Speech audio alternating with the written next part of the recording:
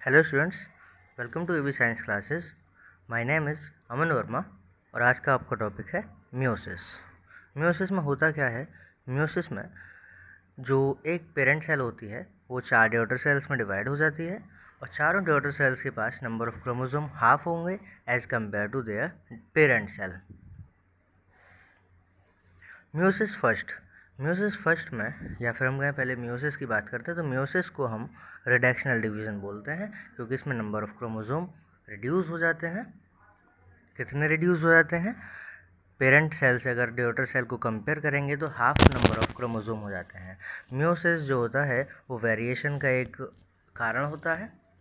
Meiosis second से जो भी रेसेसिव होते हैं, रेसेसिव जेनेटिक डिसऑर्डर्स होते हैं, वो नेक्स्ट जनरेशन में ट्रांसफ़र नहीं होते, जैसे कि कलर ब्लाइंडनेस है, हीमोफीलिया है। मियोसिस की मदद से गैमीट फॉर्मेशन होता है। अगर मियोसिस को देखें तो मियोसिस टर्म दी थी फार्मर और मोरे ने 1905 में, और वैन बेनेडिन, विनी वाटर और स्ट्रेसबर्ग ने इसकी स्टडी की थी। इसमें 2 सीक्वेंशियल साइकिल्स इन्वॉल्व होती हैं जिसको हम कैरियोकाइनेसिस बोलते हैं all over, meiosis 1 and meiosis 2, यानी meiosis first and meiosis second. Meiosis first reductional division होता है और मियोसिस सेकंड इक्वेशनल डिवीजन होता है। मियोसिस फर्स्ट में कौन कौन आता है? Prophase first, metaphase first, anaphase first and then telophase first. Meiosis second में कौन कौन आता है? Prophase second, metaphase second, anaphase second and telophase second. इन दोनों meiosis first and meiosis second के बीच में एक छोटा सा प्रिपरेटरी फेज होता है जिसको हम क्या बोलते हैं? इंटरकाइनेसिस बोलते हैं। इसमें क्या क्या होता है? इसमें आरएनए, प्रोटीन और जो भी चीज़ें मियोसिस सेकंड में ज़रूरी होती हैं वो बनती हैं। सेंट्रियोल्स का डुप्लीकेशन होता है। इसमें डीएनए रेप्लिकेशन नहीं होता है। प्रोफेज फर्स्ट की अगर हम बात करें तो ये एम फेज़ यानी कि मियोसिस का सबसे लॉन्गेस्ट फेज़ होता है क्योंकि इसमें 5 सब फेजेस होते हैं। कौन कौन से? लेप्टोटीन, जाइगोटीन, पैसिटीन, डिप्लोटीन और डाइकाइनेसिस। तो ये जो सेंट्रोमेयर्स दिख रहे हैं, सेंट्रोमेयर है, इसको हम बोलते हैं क्रोमेटिड, और ये भी क्या कहलाता है? क्रोमेटिड। तो ये दोनों जो क्रोमेटिड्स हैं ये क्रोमोसोम कहलाते हैं। कब? ये एस फेज से पहले जो जीवन फेज होता है उसमें, मतलब कि जो सेल डिवीज़न से पहले और सेल सिंथेसिस से पहले एक ही क्रोमेटिड क्रोमोसोम कहलाता था। तो जैसे ही एस फेज से सेल निकलेगी, एस फेज से होके सेल गुजरेगी, तो उसमें रेप्लिकेशन होगा और रेप्लिकेशन के बाद इस क्रोमेटिड का दूसरा सिस्टर क्रोमेटिड बन जाता है और ये दूसरा सिस्टर क्रोमेटिड बन जाएगा और सेम ये दोनों आपस में होमोलोगस क्रोमोसोम होते थे, एक मेल से आता है और एक फीमेल से आता है। तो जब इसका सिस्टर क्रोमेटिड्स बन जाएगा तो ये कंप्लीट क्रोमोसोम हो जाएगा जो कि डिवीज़न के लिए तैयार है। अब ये दोनों आपस में सिस्टर क्रोमेटिड्स होते हैं और ये दोनों आपस में सिस्टर क्रोमेटिड्स होते हैं, लेकिन ये दोनों आपस में नॉन सिस्टर क्रोमेटिड्स होते हैं। तो ये दोनों होमोलोगस क्रोमोसोम्स हैं। जो होमोलोगस क्रोमोसोम एस फेज से गुजर चुके हैं और ये अपनी प्रिपरेशन कंप्लीट कर चुके हैं, यानी पूरा क्रोमोसोम बना चुके हैं। अब ये क्या करेंगे? क्रॉसिंग ओवर करेंगे और बायवेलेंट बनाते हैं। क्रॉसिंग ओवर एक एंजाइमेटिक रिएक्शन होती है या फिर एंजाइमेटिक प्रोसेस होती है जिसमें कि एक एंजाइम यूज़ होता है। उस एंजाइम का नाम होता है रिकॉम्बिनेज एंजाइम, जो कि बाद में रिकॉम्बिनेंट क्रोमेटिड्स बनाता है। तो ये जो रिकॉम्बिनेंट क्रोमेटिड्स बने by the exchange of genetic material in non sister chromatids के बीच में एक्सचेंज ऑफ जेनेटिक मटेरियल होगा जिससे कि ये रिकॉम्बिनेंट क्रोमेटिड्स बन पाते हैं। ये जो क्रोमेटिड्स बने इनमें से चारों में से कोई भी एक दूसरे के जैसा नहीं होगा, जिस वजह से जो रिजल्टेंट 4 डॉटर सेल बनती हैं वो चारों ना तो आपस में सेम होती हैं और ना ही किसी भी पेरेंट सेल से मैच करती हैं।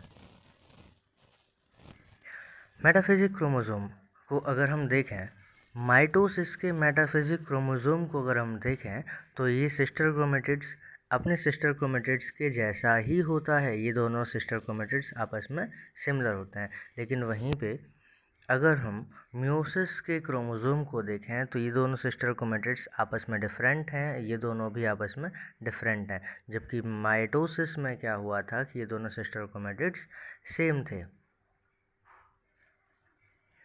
अगर हम बात करें कौन कौन से सबफेजेस थे तो leptotene, zygotene, pachytene, diplotene, diakinesis. तो लिप्टोटीन में क्या होता है? लिप्टोटीन में इनिशिएशन ऑफ कंडेंसेशन होता है, यानी कंडेंसेशन स्टार्ट हो जाता है। जाइगोटीन में साइनेप्सिस बनेगा, साइनेप्टोनिमल कॉम्प्लेक्स बनता है और बायोवेलेंट बनता है। क्रॉसिंग ओवर एक एंजाइमेटिक रिएक्शन थी या एंजाइमेटिक प्रोसेस थी जिसमें कि रिकॉम्बिनेज नाम का एंजाइम यूज़ होता है। और डिप्लोटीन में डिसोल्यूशन ऑफ साइनेप्टोनिमल कॉम्प्लेक्स, यानी जो साइनेप्टोनिमल कॉम्प्लेक्स जाइगोटीन में बना था वो डिप्लोटीन में जाके डिसॉल्व हो जाता है। इसके बाद आती है डायकाइनेसिस। जो एक्सचेंज ऑफ जेनेटिक मटेरियल हुआ था वो क्रोमोसोम्स सेपरेट हो जाते हैं। अगर हम मेटाफेज फर्स्ट की बात करते हैं तो मेटाफेज फर्स्ट में जो भी बाइवेलेंट क्रोमोसोम होते हैं, यानी बाइवेलेंट क्रोमोसोम होते कौन है पहले तो कि ये क्रोमोसोम इसके होमोलोगस है और ये दोनों आपस में होमोलोगस क्रोमोसोम है और इसमें दोनों में एक्सचेंज ऑफ जेनेटिक मटेरियल भी हो चुका है। तो ये क्या कहलाएंगे? ये दोनों बाइवेलेंट क्रोमोसोम कहलाएंगे। तो बाइवेलेंट क्रोमोसोम होमोलोगस ही होते हैं और दोनों एक दूसरे के सामने अरेंज हो जाते हैं और इसमें दो मेटाफिजिक प्लेट बनती हैं जिसमें कि दोनों होमोलोगस क्रोमोसोम अरेंज हो जाएंगे। अगर हम यहाँ से सेपरेट करने की कोशिश करें तो इधर n नंबर होता है, इधर n नंबर होता है, मतलब कि ये पूरा हैप्लॉइड कहलाएगा और ये पूरा हैप्लॉइड कहलाएगा, जो कि आगे सेपरेट भी होने वाले हैं। तो यहाँ पर डबल मेटाफिजिक प्लेट बनती हैं, कोई भी इनकी फिक्स डायरेक्शन नहीं होती कि किस डायरेक्शन में इनका फेस होगा। स्पिंडल फाइबर सिर्फ इसमें एक साइड से ही अटैच होते हैं, दूसरी साइड जो है काइनेटोकोर की वो फ्री होती है सेंट्रोमेयर की। और ये अटैच किससे होते हैं? काइनेटोकोर की मदद से ये सेंट्रोमेयर से स्पिंडल फाइबर्स अटैच होते हैं। काइनेटोकोर क्या है? काइनेटोकोर एक प्रोटीनस प्लेट होती है। एनाफेज फर्स्ट को अगर हम देखें तो एनाफेज फर्स्ट में सेंट्रोमेयर का सेपरेशन नहीं होता है, इसमें कंप्लीट क्रोमोसोम पोल की तरफ जाना स्टार्ट करते हैं। यहाँ पे ये होमोलोगस क्रोमोसोम था इसका और ये होमोलोगस क्रोमोसोम था इसका, तो ये दोनों होमोलोगस क्रोमोसोम आपस में सेपरेट होना स्टार्ट कर देते हैं, इसीलिए यहाँ पे नंबर ऑफ क्रोमोसोम हाफ हो जाते हैं।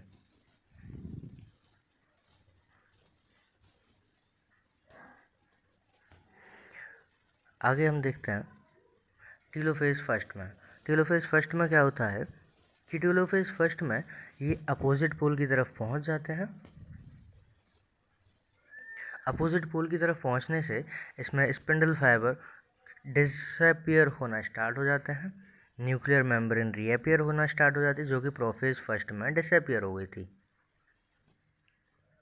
जो क्रोमोसोम हैं वो अनकॉइल होंगे, एलोंगेटेड होंगे, बट स्ट्रेट रहते हैं, वो अपनी आइडेंटिटी को कम्प्लीटली लॉस होने देते हैं। टीलोफेज फर्स्ट जो है न्यूक्लियर डिवीजन का टीलोफेज फर्स्ट साइटोकाइनेसिस से जाके जुड़ जाता है। इंट्राम्योटिक इंटरफेज और इंटरकाइनेसिस। इंट्राम्योटिक इंटरफेज या इंटरकाइनेसिस, इंट्रा मतलब किसके अंदर म्योटिक मतलब म्योसिस के अंदर, जो बीच में म्योसिस के बीच में या म्योसिस के अंदर प्रोसेस हो रही है उसको हम इंट्राम्योटिक बोलेंगे। और ये है क्या? इंटरफेस, इसीलिए हमने इसका नाम क्या रखा? इंट्राम्योटिक इंटरफेस।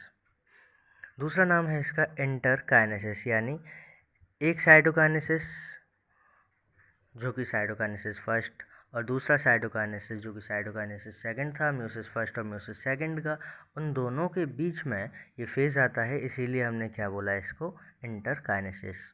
ये किस किस के बीच में आता है? ये टीलोफेज फर्स्ट और प्रोफेज सेकंड के बीच में आता है। डीएनए रेप्लिकेशन इसमें नहीं होता, इसमें डीएनए रेप्लिकेशन नहीं होता है। जो सेंट्रियोल होते हैं वो डुप्लीकेट कर जाते हैं,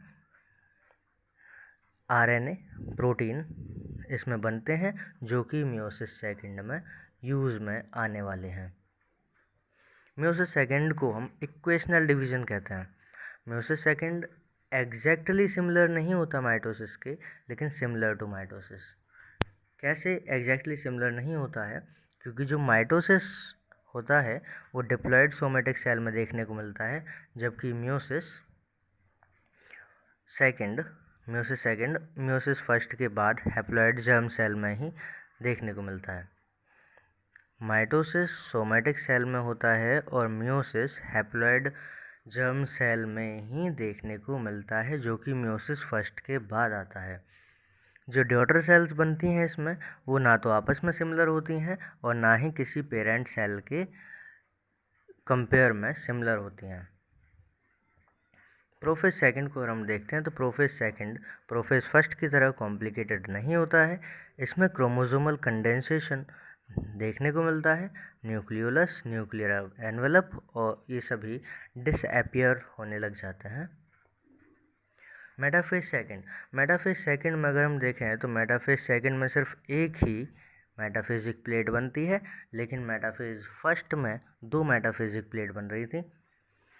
मेटाफेज सेकंड में जो स्पिंडल फाइबर होते हैं वो सेंट्रोमियर से दोनों साइड से अटैच होते हैं, लेकिन मेटाफेज फर्स्ट में सिर्फ एक ही साइड से अटैच थे।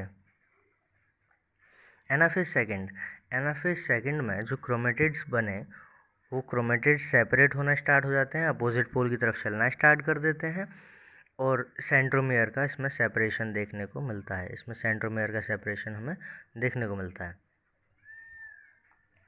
तो इसमें अगर हम एनाफेज फर्स्ट की बात करें, एनाफेज फर्स्ट में सेंट्रोमियर का सेपरेशन नहीं हो रहा था, लेकिन एनाफेज सेकंड में सेंट्रोमियर का सेपरेशन होता है।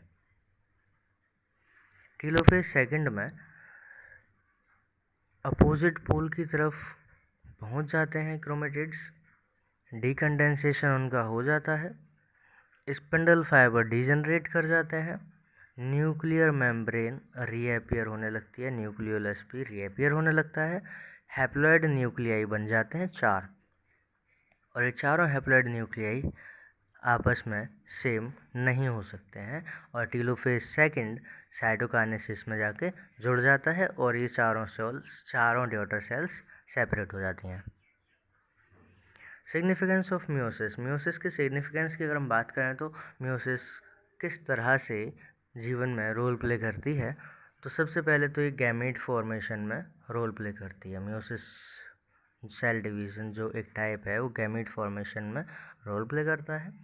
मेंटेन्स क्रोमोसोम नंबर, यानी क्रोमोसोम नंबर को मेंटेन करेगा। कैसे? कि जो गैमेट बना, मेल गैमेट बना, वो n नंबर ऑफ क्रोमोसोम का होगा, जो फीमेल गैमेट बना वो भी n नंबर ऑफ क्रोमोसोम का होगा। आफ्टर फर्टिलाइजेशन एक जाइगोट बनता है जो कि 2n नंबर का होता है। इंट्रोडक्शन ऑफ वेरिएशन, यानी ये वेरिएशन का भी काम करता है, वेरिएशन लाने का भी काम करता है, क्योंकि इसमें हाफ सेट फीमेल से आता है, हाफ सेट मेल से आता है। हाफ सेट फीमेल से आता है, हाफ सेट मेल से आता है, तो इसमें एक नया कॉम्बिनेशन बनता है जिस वजह से वेरिएशन आने की संभावना रहती है। अगर हम इसको माइटोसिस से कंपेयर करें तो माइटोसिस सिर्फ एक ही साइकिल में कंप्लीट हो जाती है, एक ही न्यूक्लियर डिवीज़न में कंप्लीट हो जाती है, लेकिन म्यूसिस डबल न्यूक्लियर डिवीज़न में कंप्लीट होती है, meiosis first and meiosis second. अगर हम म्यूसिस फर्स्ट और म्यूसिस सेकंड को देखें तो जो मेल डिप्लॉयड कंडीशन में था, 2n नंबर ऑफ क्रोमोसोम थे इसके पास, 46 क्रोमोसोम थे। इसने क्या किया, म्यूसिस के द्वारा n नंबर ऑफ क्रोमोसोम यानी 23 क्रोमोसोम्स के साथ हैप्लॉयड स्पर्म बनाया। वहीं फीमेल भी डिप्लॉयड होती है, 2n नंबर ऑफ क्रोमोसोम होते हैं, 46 क्रोमोसोम। इसने भी म्यूसिस के द्वारा एग बनाया जो कि हैप्लॉयड था और 23 नंबर ऑफ क्रोमोसोम्स थे।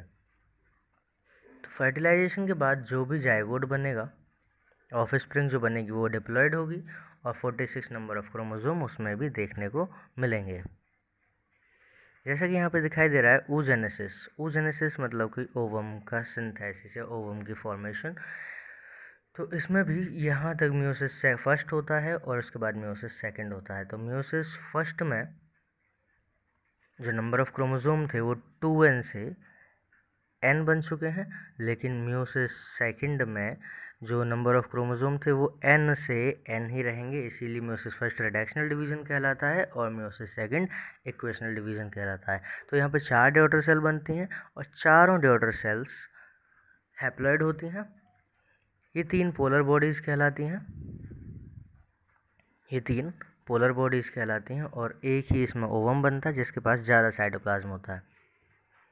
स्पर्मेटोजेनेसिस में भी सेम, यहाँ पे 2n नंबर ऑफ क्रोमोसोम होते हैं स्पर्मेटोगोनिया के पास। स्पर्मेटोगोनियम सेल्स जब मियोसिस फर्स्ट करती है तो n नंबर की यानी हैप्लॉइड कंडीशन में सेकेंडरी स्पर्मेटोसाइट बनाती है और लास्ट में मियोसिस सेकंड के बाद n नंबर ऑफ क्रोमोसोम के स्पर्म बन जाते हैं, जो कि 4 होते हैं। चारों एक दूसरे से डिफरेंट होते हैं। चैनल को सब्सक्राइब करें, वीडियो को लाइक करें, कमेंट करें, शेयर करें। Thank you.